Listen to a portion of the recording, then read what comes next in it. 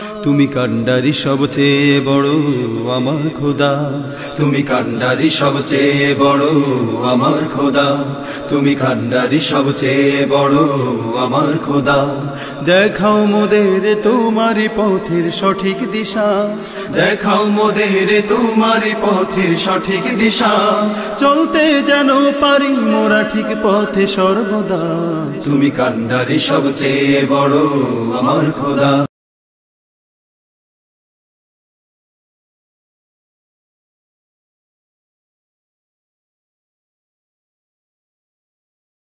بسم الله الرحمن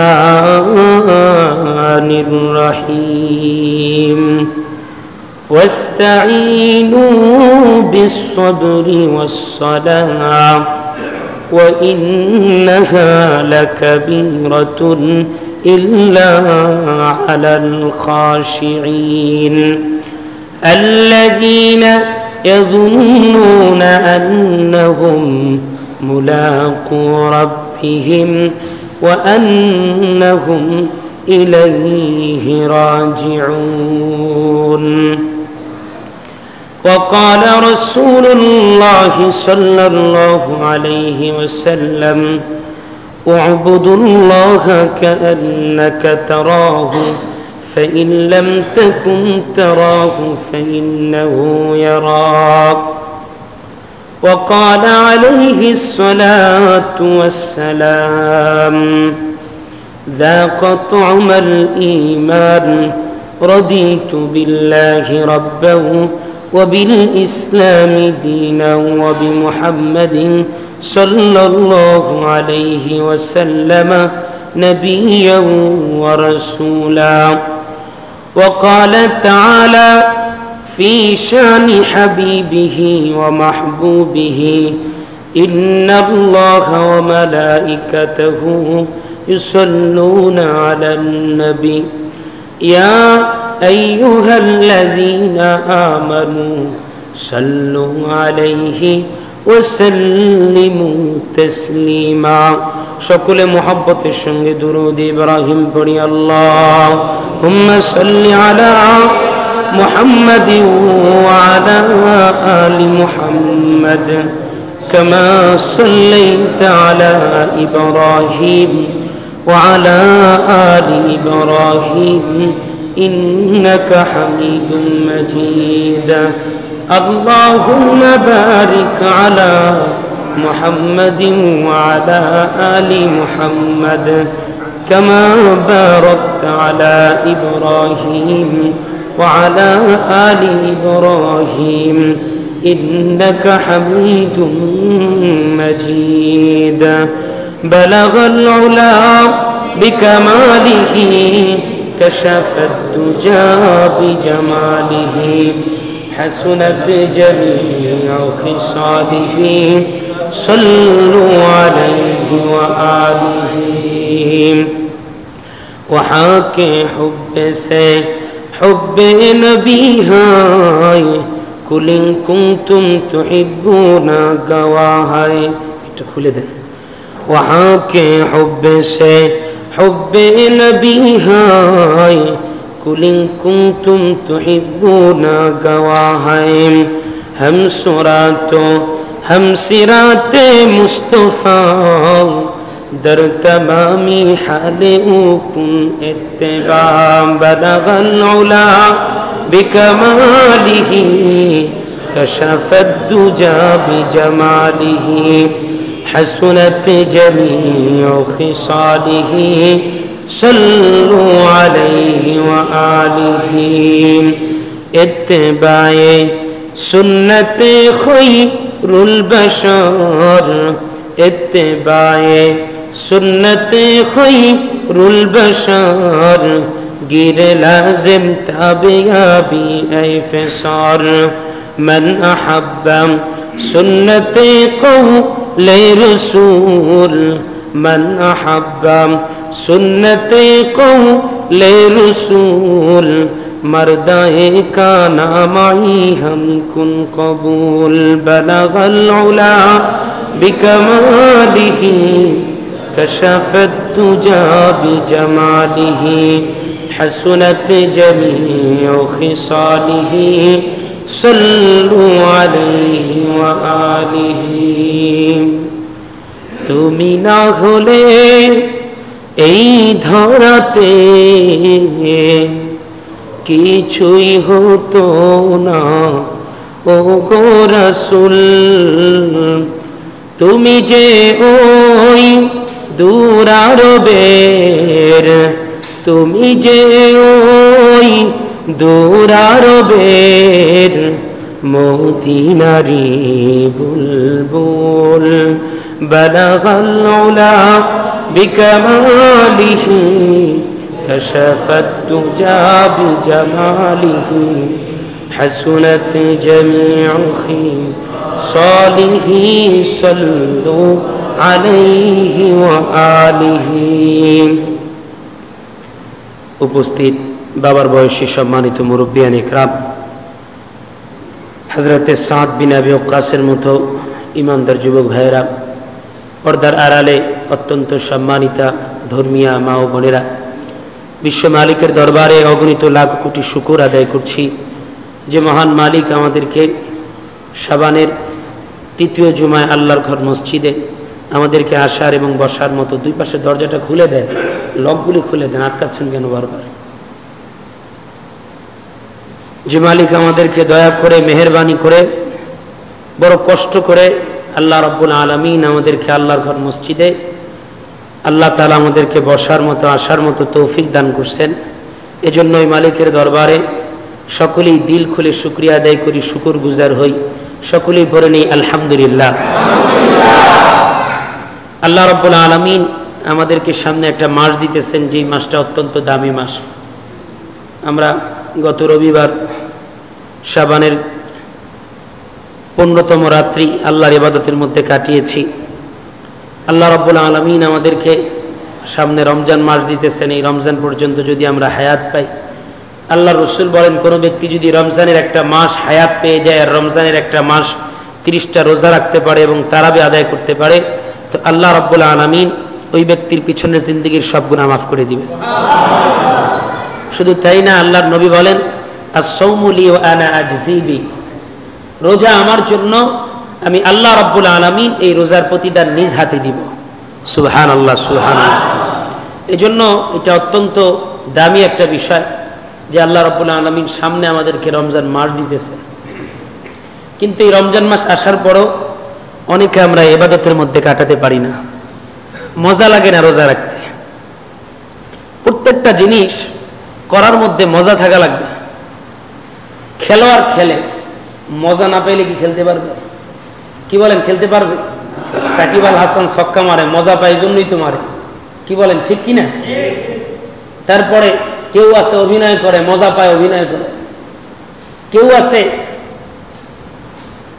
এরকম মানুষ যে ব্যবসা করে তো ব্যবসার মধ্যে মজা পায় তো ব্যবসা নিয়ে ব্যতিব্যস্ত কেউ আছে আল্লাহ পাকের ইবাদতের মধ্যে মজা পায় এজন্য সে বেশি বেশি আল্লাহর ইবাদত করে কথাটা কি বুঝাইতে পারছি সব জিনিস করার জন্য একটা মজা থাকা লাগে মজা যদি না থাকে ওই কাজ করতে ভালো লাগে না মানুষ মজা না পাইলে তুলার বোঝাও বহন করতে চায় না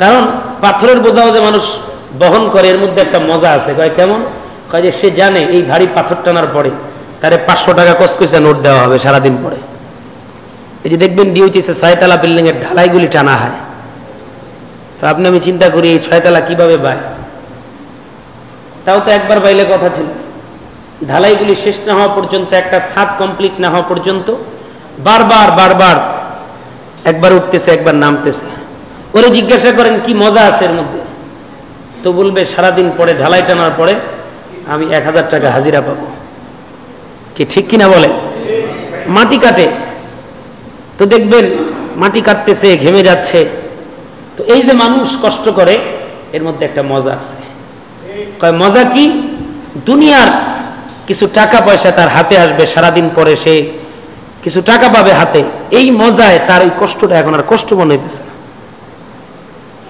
এজন্য আল্লাহ রাব্বুল আলামিন বলতেছেন যে দুনিয়ার মানুষ তোমরা আমার ইবাদতের মধ্যে তখনই মজা পাবা যখন আমার ইবাদতের মহাব্বত তোমাদের মধ্যে আসবে।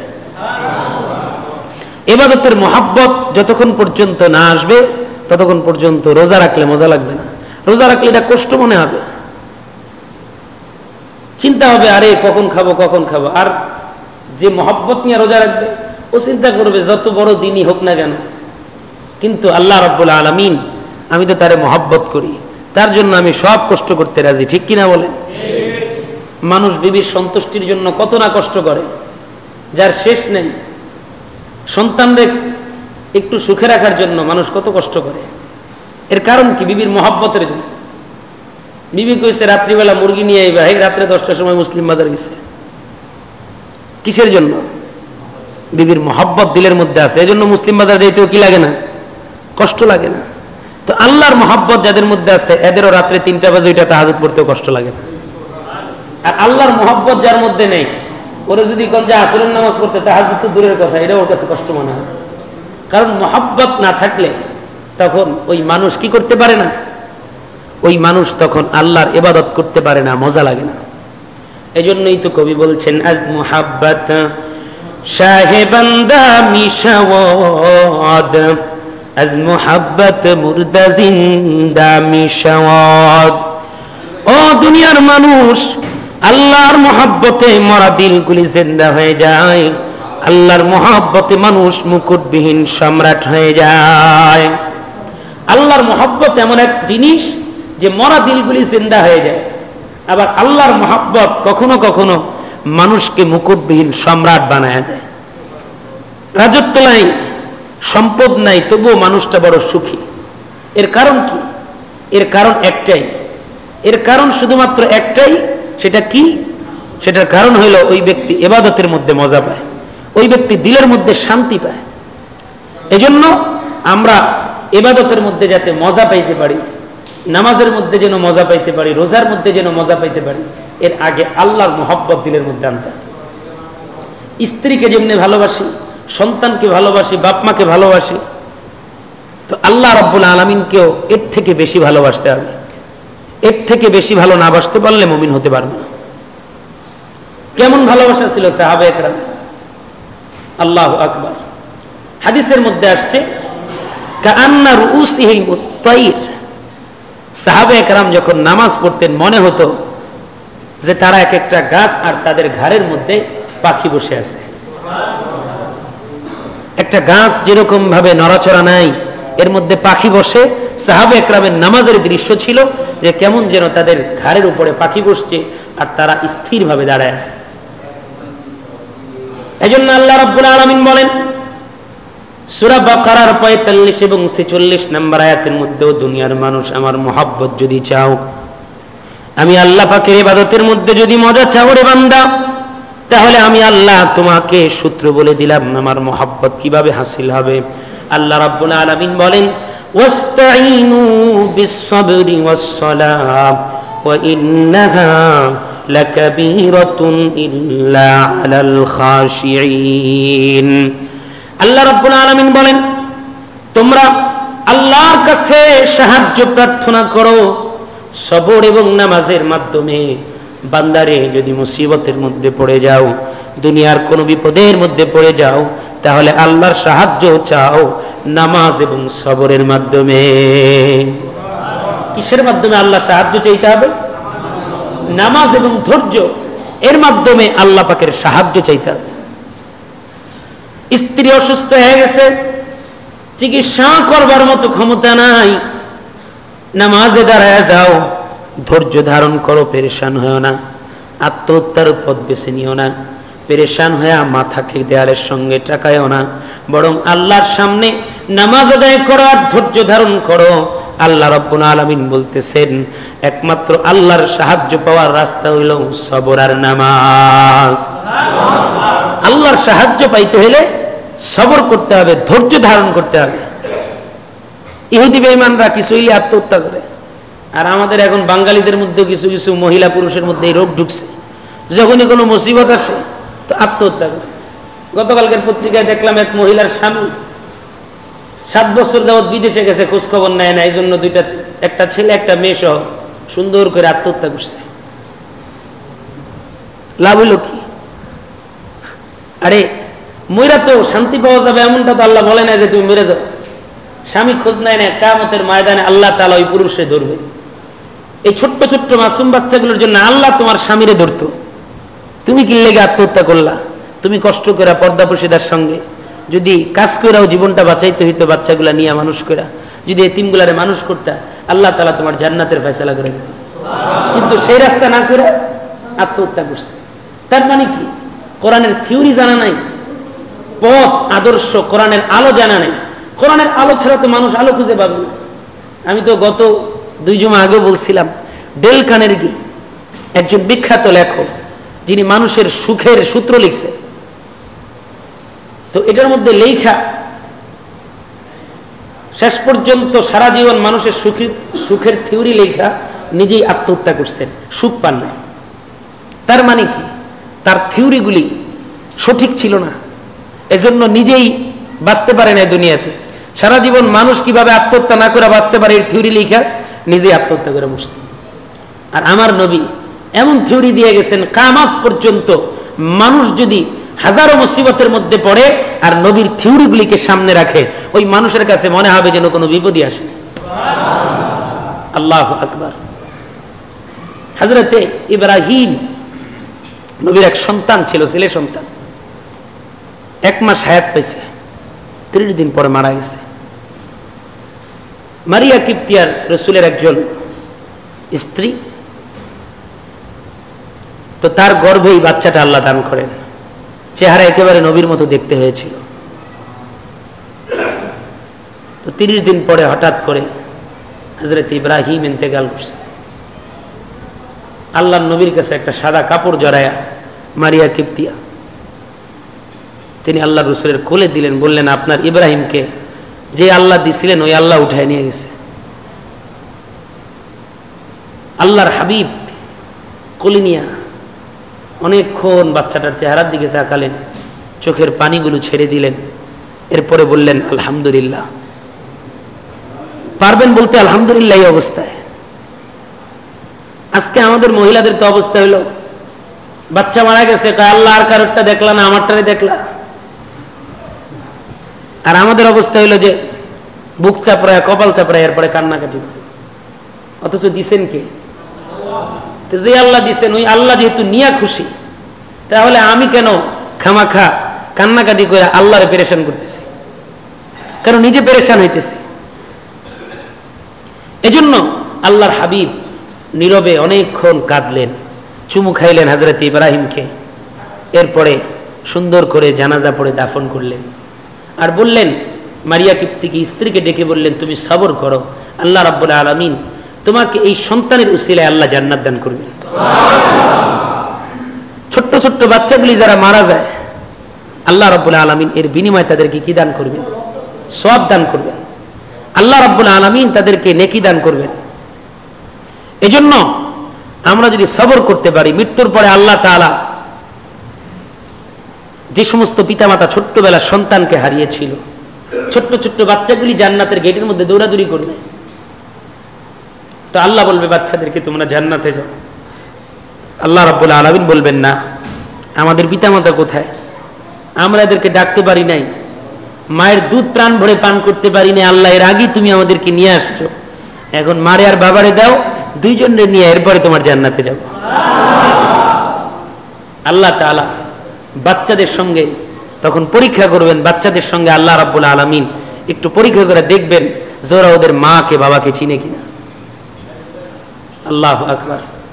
তো আল্লাহ রাব্বুল আলামিন নকল বাপ মা বানাইয়া ওদের সামনে আনবে, বাচ্চাটা দৌড় দিয়া মায়ের কোলে উঠবে, মায়ের বুকের কাছে মাথা নিয়ে ঘ্রাণ নিবে। তো ঘ্রাণ নিয়ে বাচ্চাটা মুখটাকে মলিন করে, হাদিসের মধ্যে আসছে, বাচ্চাটা নেমে যাবে। আল্লাহ বলবে, কি হলো, তোমার মাকে পায় তুমি খুশি হও না? তো বাচ্চা বলবে, আমি আমার এই মায়ের ঘ্রাণ নিয়েছি, কিন্তু আমার মনে হয় মায়ের পেটের মধ্যে থেকে যে ঘ্রাণ পেয়েছিলাম এই মহিলার থেকে আমি সেই ঘ্রাণ পাইতেছি না, উনি আমার মা না। আল্লাহ বলবে, তুই বুঝলি কি কইরা? বলবে, আল্লাহ আমার নাকের ঘ্রাণ বলতেছে আমার মা না, কারণ আমার মায়ের থেকে যে ঘ্রাণ পেয়েছিলাম এই ঘ্রাণ এই মহিলার মধ্যে আমি পাইতেছি না। আল্লাহ রাব্বুল আলামিন এবার আসল মা খাইনা দিবেন। তো বাচ্চা কোলে উঠবে, ওঠার পরে মায়ের মুখের সঙ্গে নাকের সঙ্গে নাক লাগায়া ঘষতে থাকবে, ঘ্রাণ নিবে, ঘ্রাণ নিয়ে আল্লাহর দিকে তাকায়া হাসি দিয়া বলবে, হ্যাঁ আমার মাকে পেয়ে গেছি, আল্লাহ আমার মাকে নিয়ে এখন আমি জান্নাতে যাব। আল্লাহু আকবার। এইভাবে করে আল্লাহ তাআলা পুরস্কার দিবেন। এটাই হচ্ছে সবরের পুরস্কার। এই জন্য আল্লাহ রাব্বুল আলামিন সবর করতে বলছেন, ধৈর্য ধারণ করতে বলছেন। বিপদের মধ্যে পড়ে গেছি, সন্তান মারা গেছে। এই যে কয়েকদিন আগে গাড়ি অ্যাক্সিডেন্টে একই পরিবারের 4টা সন্তান, স্ত্রী মারা গেছে, শুধু লোকটা বেঁচে আছে। কিন্তু তবুও এখন কি আত্মহত্যা করলেই সব সমাধান হয়ে যাবে? ইসলাম কি বলেন? তোমার 4টা সন্তান মারা গেছে, স্ত্রী মারা গেছে, তোমার পুরো পরিবার ধ্বংস হয়ে গেছে, মৃত্যুর পথ বেছে নিও না। আত্মহত্যার পথই সমাধান না, বরং তুমি আল্লাহর কাছে নামাজ পড়ো আর সবর করো। আল্লাহ তাআলা এই সন্তানগুলির উসিলায়, স্ত্রীর উসিলায় তোমাকে আল্লাহ জান্নাতে বড় পুরস্কার দান করবে। কারণ মুমিনের একটা উষ্টা খাওয়া, একটু হাত কেটে যাওয়া, এমনকি আল্লাহর নবী বলেছেন, কেউ যদি কোনো জিনিস রেখেছে মনে নাই, পেরেশানি হয়ে খুঁজতেছে, এই যে সামান্য সময় পেরেশানিতে ভুগলো, আল্লাহ তাআলা এর বিনিময়ে তার আমল নামায় নেকি দান করবে। এজন্য আমার আল্লাহ সূরাতুল বাকারার 45 এবং 46 নম্বর আয়াতের মধ্যে আল্লাহ দেখে বলেন, ওয়াস্তাঈনু বিস-সাবরি ওয়াস-সালাহ ওয়া ইন্নাহা